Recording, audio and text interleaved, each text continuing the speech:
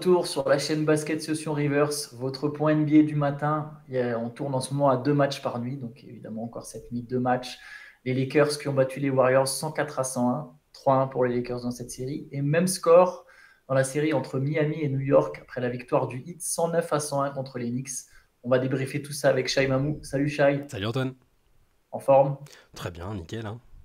Alors écoute, quel est le match qui t'a le plus marqué cette nuit? Duquel tu veux parler en premier? Ouais, je pense qu'on va parler de celui qui s'est fini le plus récemment entre les Lakers et les Oui, Warriors plutôt. peut-être, je pense, parce que Ouais. c'est un peu celui qui... Enfin, mine de rien, les deux séries là dont on va parler, c'est deux séries qu'on attendait serrées à cause de plein de facteurs différents et au final, t'as déjà, après le match 4, t'as les deux équipes qui ont déjà deux équipes qui ont 95% de chances de passer déjà, donc ça c'est une petite surprise. Mais je pense que bah, même enfin, médiatiquement et les gens sont un peu intéressés par ce Warriors-Lakers et tout ce qu'il implique forcément. Bah, c'est la série phare de la NBA. Alors qu'est-ce que tu... Mm. Donc victoire des Lakers 104-101, match serré euh, avec une perf inattendue.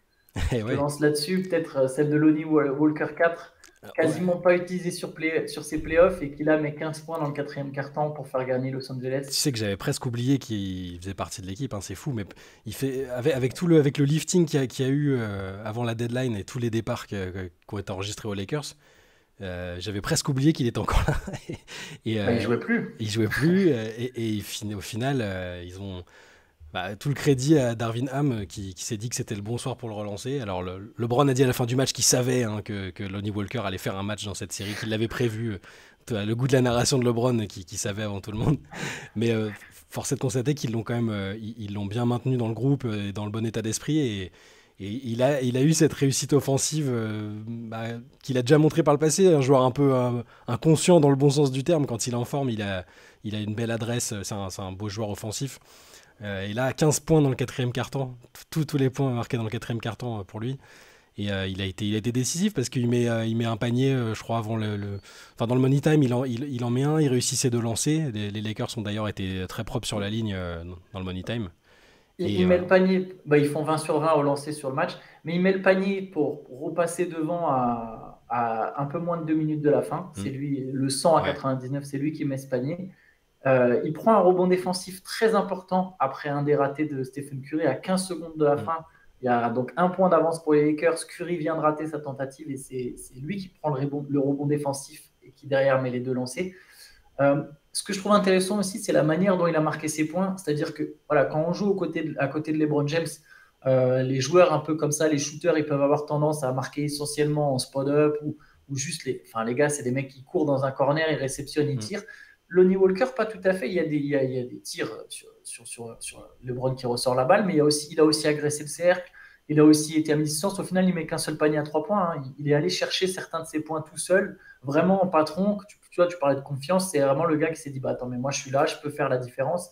Et clairement, enfin, chaque panier de Lonnie Walker 4 dans un Money Time serré, ça vaut presque double pour les Lakers, quoi. Bah oui, parce Si, qu'ils si les se... Warriors avaient un joueur comme ça ferait beaucoup de différence. C'est ça, parce que les Warriors s'attendaient pas, enfin, ils s'attendaient à quitter à être battus, à ce que ce soit vraiment sur Anthony Davis et LeBron qui faisaient un match énorme. Alors ils ont été bons hein, dans leur registre, mais c'est sûr que pour moi sur la fin de match, c'est plus Austin Reeves qui accélère, Lonnie Walker qui rentre tout, Ouais. et après les deux tauliers qui font le job. Davis défensivement, notamment en prenant bien Curry sur une ou deux séquences, LeBron en attaquant Curry justement aussi en allant sur la ligne. Enfin, les deux ont été bons, hein, ils ont été importants, mais c'est sûr que c'est les performances. Et surtout celle un peu irrationnelle d'Onnie Walker, alors que le gars est au placard depuis des semaines, pour pas dire plus. C'est ça qui fait la différence. Et là, on se retrouve à 3-1. Steph Curry tout seul qui. Moi, je sais pas si tu as eu ce sentiment-là aussi, mais là, je l'ai vraiment senti trop seul. Tu vois. Ouais, On sait qu'il c'est est capable de le faire. Il a fait le match à 50 points contre les Kings, enfin, plus que ça. Enfin, il est capable de porter une attaque tout seul, mais là, je l'ai senti cramé à la fin et sans ressources. Je l'ai senti un peu abandonné par les autres, quoi. Ouais, sauf que la défense des Lakers, c'est pas celle des Kings, Ouais, on sans l'avait dit faire ça, ouais. offense à Sacramento. Et Mm, oui, là pour le coup, Stephen Curry est scellé. Je crois que ça fait maintenant quelques semaines qu'on le répète. mm, Euh, je trouve, en fait, Golden State est plus que jamais l'équipe d'une seule star. Et je pense que depuis le début de cette dynastie, ça n'a jamais été autant le cas. Il y a un vrai problème, c'est-à-dire qu'il y a un système, évidemment, il y a un flow offensif, il y a des principes de jeu forts qui permettent à Golden State, à d'autres joueurs de s'illustrer, mais dans des fins de match serrés, et il y en a de plus en plus, au final, il n'y a qu'une seule solution, c'est de passer la balle à Curry. Et c'est pire que ça, c'est Curry, il a jamais autant dribblé, il a jamais autant tiré en playoff.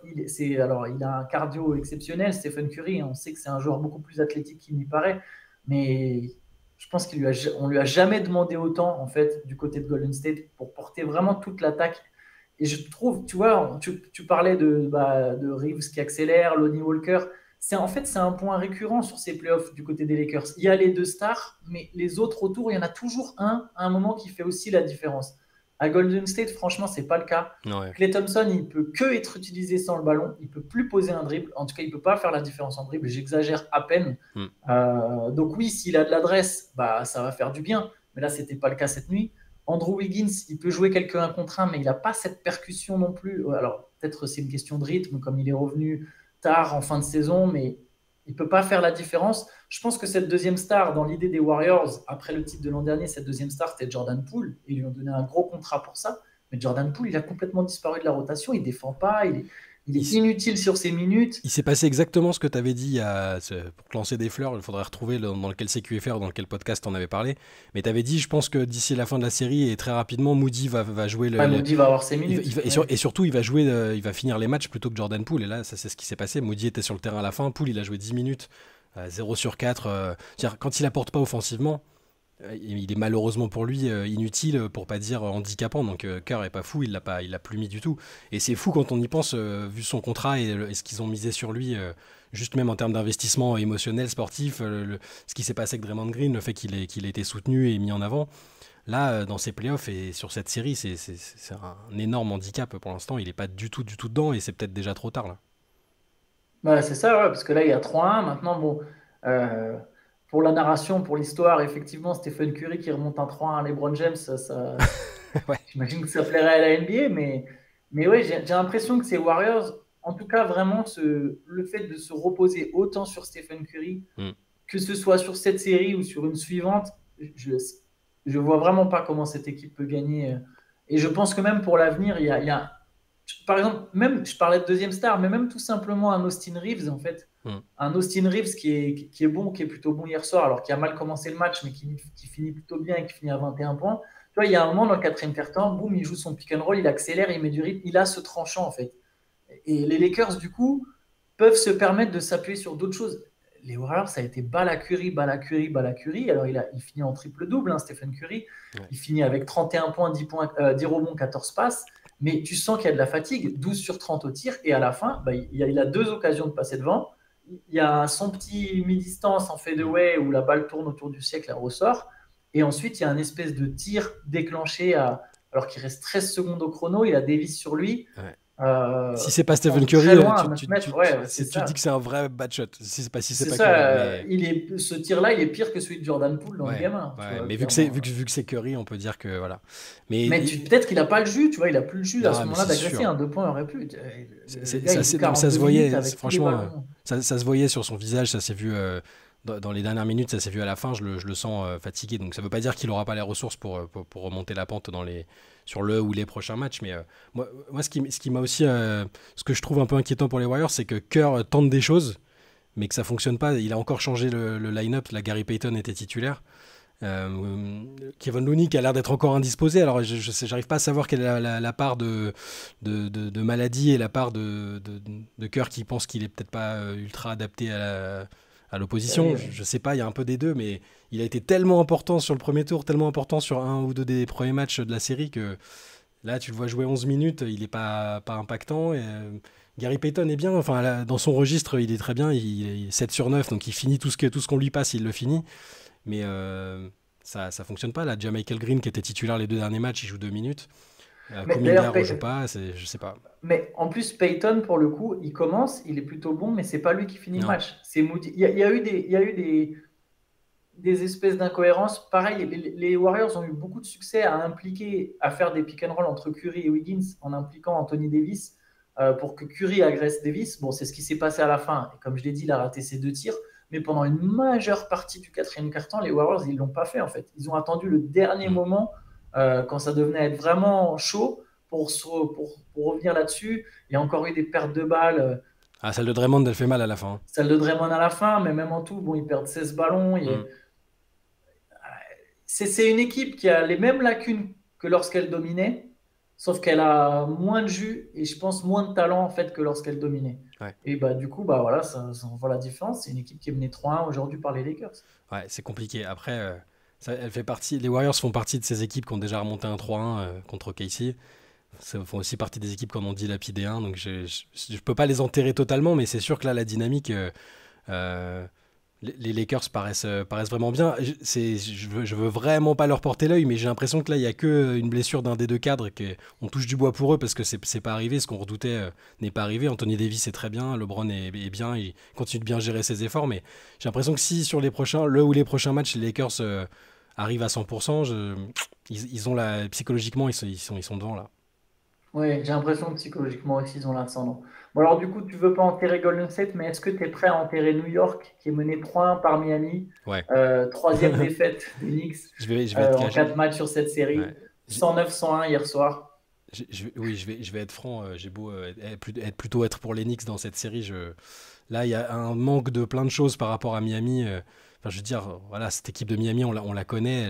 Un Jimmy Butler qui revient de blessure, deuxième match de suite, avec son supporting cast de mecs non draftés. Ben, ils arrivent quand même à. Je les trouve, comme je te disais sur le dernier CQFR qu'on avait fait sur Miami, où on parlait de Miami, je les trouve sereins, je les trouve pas du tout inquiets par ce que propose New York. C'est-à-dire Ouais. c'est beaucoup dû, je le répète encore, à Spoelstra et à la façon qu'il a de s'adapter, de contrer tout ce que peut proposer Thibodeau, mais je les trouve tellement faciles et sereins que... Tu vois, même là, sur un match où... enfin, leur début de quatrième carton, au 8, il est catastrophique, ils shootent Ils à... ratent 12 de leurs 15 premiers Ah tirs ouais, dans le voilà, quatrième. et là tu te dis, bon, une équipe en face qui est un peu saignante, elle en profite, elle renverse... les Knicks avaient 6 ou 7 points de retard, normalement ça se réduit. Enfin, Bah, il y avait 9, 9 voilà. et ils reviennent pas plus près que 6 en fait. Ouais, non mais voilà, C'est-à-dire que malgré le fait que le hit est catastrophique, New York n'arrive pas à revenir plus proche que 6 points. voilà, si à partir de là, si dans cette situation-là, il n'y a pas un Brunson, un Randle, un Barrett qui arrive à prendre un peu les choses en main offensivement, tu vois, toutes les autres équipes ont un mec qui est capable de dire, ah bon, allez, là, il y a vulnérabilité en face, je vais accélérer et puis on va revenir, c'est réglé. Ce qu'a fait Brunson très bien plusieurs fois, plein de fois en saison régulière et au premier tour. Là, je les sens, tu sais, un peu à court de solution. Et Thibodeau, On voit les limites, je pense. ouais, voilà, on voit les limites de la qualité de l'effectif, on voit les limites et je l'aime beaucoup, tu le sais, hein, mais un peu du dogmatisme de Thibodeau qui cherche pas trop à modifier son approche. Là, il y a Quickly qui est blessé. Il n'y a pas eu trop de changements, à part qu'il a refait jouer un peu plus longtemps les joueurs. Grimes 42 minutes, Bronson 44. Enfin, il s'est pas dit, tiens, j'ai Fournier qui shoot sur le banc, Derrick Rose qui a l'expérience dans un autre registre. Enfin, je sais pas, ça. Là, il me semble un peu à court de solution, Thibodeau. D'ailleurs, sur Fournier, j'ai envie de réagir. On en a déjà parlé du fait que ça aurait été le moment de le relancer. Mm, Sachez que c'est même pas par chauvinisme. J'entends les critiques sur la défense d'Evan Fournier, mm. mais Evan Fournier, c'est pas non plus le plus mauvais défenseur de la ligue. Il y a bien pire. Il y a des équipes qui font jouer des défenseurs plus mauvais que ça en playoff. Et surtout, en fait, en face du côté du 8, il n'y a pas non plus 50 joueurs tranchants Bah qui ouais, vont te faire payer un match-up, quoi. c'est ça. C'est-à-dire que oui, si tu joues contre certaines équipes avec plusieurs stars, la star adverse, elle va chercher le match-up, elle va isoler Fournier et elle va attaquer sans cesse. Mais là, en face, les Gabe Vincent, Max Strus, c'est des joueurs intéressants, il n'y a rien à Mm. dire, mais ce pas des joueurs qui vont te faire payer des 1 contre 1, en fait. Sachant qu'encore une fois, Fournier, c'est pas un défenseur catastrophique. Et le problème des Knicks sur cette série, c'est Le bah, shoot. ils marquent pas de points, ils mettent pas un tir extérieur. Donc Fournier aurait été clairement, euh, pour moi, une option intéressante. Et juste pour mettre en avant quelque chose à Miami, il y a un truc que je trouve très fort. Sur le premier tour, il termine avec la meilleure attaque des playoffs, Ouais. donc Contre Milwaukee, en- ils ont fait tout exploser. flamboyant. Mm. Et là, sur ce deuxième tour, c'est la meilleure défense du deuxième tour. Voilà. À chaque fois dans les stats, en nombre de points marqués sur 100 possessions, c'était donc un premier tour. Et là, en nombre de points encaissés sur 100 possessions, Et ça, le hit est premier. c'est le C'est coaching. la... C'est le coaching, ça. Je veux dire, Ouais, il y a pas... c'est... J'avais regardé les confs de presse de Spolstra avant le premier match. Il dit non, mais ça va être une série complètement différente. Alors, ça peut paraître un lieu commun de dire ça, hein, mais il dit là, ça va être Les axes de travail, c'est ça, c'est pas se faire dévorer au rebond offensif. On sait que ça va être une série de possessions où il y aura beaucoup moins de points. Et il te prévient qu'il va pas jouer pareil, alors que la plupart des autres coachs ont un peu une idée précise de ce qu'ils vont faire et ils ont du mal à s'adapter. Spoelstra, il continue de s'adapter à l'effectif qu'il a, aux blessés, aux non blessés, à l'adversaire. C'est des masterclass à chaque fois, tu vois. Et là, ça a encore été le cas parce qu'il y a pas que, c'est pas que Jimmy Butler qui est fantastique et qui fait Bam que. Adebayo aussi a été Non très mais bon voilà, par contre. alors ils ont là Butler est fantastique, il est encore parce que là on regarde les stats. Si tu regardes pas le match et que tu te dis bon OK, 27 points, 10 passes, 6 rebonds, c'est bien, il a été actif, 9 sur 17 mais on n'est pas dans les 53 points de Jokic et tout ça mais son match je le trouve magnifique parce qu'il contrôle le tempo, c'est lui qui décide de tout. Défensivement, il a été énorme, je trouve. On sait que c'est un super joueur, que c'est un two-way player Butler mais tu sais, il décourage psychologiquement quand à un moment les Knicks sont pas trop loin et Grimes il est en contre-attaque, il veut aller lui dunker dessus et il lui lâche un contre énorme et tout en parlant et enfin il y a tout, il respire la confiance et c'est hyper contagieux. Le mec il s'est retourné la cheville il y a même pas une semaine et il est là, il joue 42 minutes et il est magnifique. Donc il y a ça, Butler est incroyable. Adebayo est bon, là il redevient bon, on avait un peu de doute sur lui sur le premier Ah, tour. il domine Mitchell Voilà. notamment, ce qui est une clé vraiment importante Au premier tour, Robinson a été pour la incroyable. Il série. prenait, il prenait 15 rebonds Mitchell par Robinson, match. oui, pardon. Et là, Adebayo revient un peu mieux dans l'impact défensif, qui est quand même sa force principale. Et autour, ils continuent d'apporter chacun ce qu'ils peuvent et veulent apporter, tu vois. On ne parle pas beaucoup de Kyle Lowry et qu'on pensait cramer de chez cramé, mais entre le premier tour et là, il fait des entrées super précieuses. Là encore, Ouais, ouais. il joue 26 minutes en sortie de banc, 15 points, 5 rebonds, 4 passes. C'est pareil, ça paye pas de mine, on n'est pas sur des statistiques... dans cette série, on n'est pas sur des statistiques folles, de toute façon, individuelles. Non, C'est... mais c'est solide, effectivement. J'ai presque envie de voir un jour les joueurs ces mecs-là du Heat, les Struss, tout ça, jouer ailleurs Ah pour ouais, qu'on se rende compte à quel point Spoelstra est bah un ouais. génie, en fait. Alors c'est soit ça va pas être beau du tout et ça finit en angélique, j'exagère, Bah, c'est pas c'est bien. ça, ouais. Non, mais j'ai envie Soit, de rendre compte quel sera leur impact. ouais. Je pense pas qu'ils auraient Ou autant soit, d'impact ces joueurs-là en ouais. étant ailleurs qu'à Miami, en fait. Ou soit ils ont développé, ils auront tout, ils auront assimilé tellement de trucs importants qui sont répercutables ailleurs que la fameuse culture leur permettra de jouer n'importe où. Tu vois, ça peut être, faudra voir. Ce sera sans doute le cas à un moment. Hein. On parle, ouais, les Caleb Martin. Bon, c'était des joueurs honorables dans leurs équipes respectives, sinon ils seraient pas là. Mais ouais, c'est intéressant et là le hit encore. Je sais qu'il y a beaucoup de gens qui suivent les playoffs qui se disent, oh, cette série c'est un peu le parent pauvre des playoffs parce qu'au niveau de l'adresse, des performances individuelles, il n'y a pas de truc de game winner au buzzer, de triple prolongation, de machin, mais je la trouve quand même intéressante et juste la façon de jouer de Miami, qui est peut-être tout sauf sexy, je la trouve vraiment, vraiment fascinante. En tout cas, le Heat est plus qu'à une victoire de jouer sa troisième finale de conférence en 4 ans. Ouais. C'est très fort. Il y aura 2 matchs ce soir. Là, pour le coup, on va avoir de la star et de la qualité individuelle et du talent et des grosses équipes. Il y a un Sixers Celtics. Mm. En fait, il y a 2 matchs cruciaux. Il y a 2 Game 5 absolument cruciaux avec 2 séries à 2 partout. Celtics Sixers, donc à Boston. C'est le premier match de la nuit. Et ensuite, on aura un Nuggets Suns à Denver, l'autre match de la nuit. C'est Nuggets Suns, ma série préférée personnellement. Bon, Et Jokic, Jokic, celle avec pour moi le futur champion NBA est là-dedans d'ailleurs. Jokic ne sera pas suspendu d'ailleurs pour le. Fort heureusement, Heureusement, ouais. Dieu merci, parce que ça aurait été. J'ai eu un peu peur, j'avoue, parce que quand tu appliques les règlements à la lettre et machin, tu peux te dire que, mais bon, heureusement, si vous n'avez pas vu l'espèce de petite bousculade poussette avec Matisse Bia, le nouveau propriétaire des Suns, mais Jokic sera bien là et fort heureusement. Ouais, HBA qui avait d'ailleurs appelé la NBA à ne pas suspendre Mm. Jokic, ce qui me semblait aussi évident. Sur la chaîne Basket Session, enfin sur YouTube, un rendez-vous aujourd'hui, on aura le podcast, le retour de Théo. Donc on fera un podcast cet après-midi. Après, on repassera au lundi, promis. Et ce soir, ça sera sur Twitch, Let's Session, comme d'habitude à partir de 23h. Vous pouvez débarquer avec Shai. On parlera de tout ce que vous voulez, de plein de sujets. Donc voilà, n'hésitez pas à checker tout ça. Abonnez-vous, mettez un commentaire, un like, la cloche, tout le blabla de YouTube. Vous connaissez, j'ai l'air peut-être un peu ridicule à vous dire ça, mais en tout cas, bon, c'est vrai que pour nous, c'est important.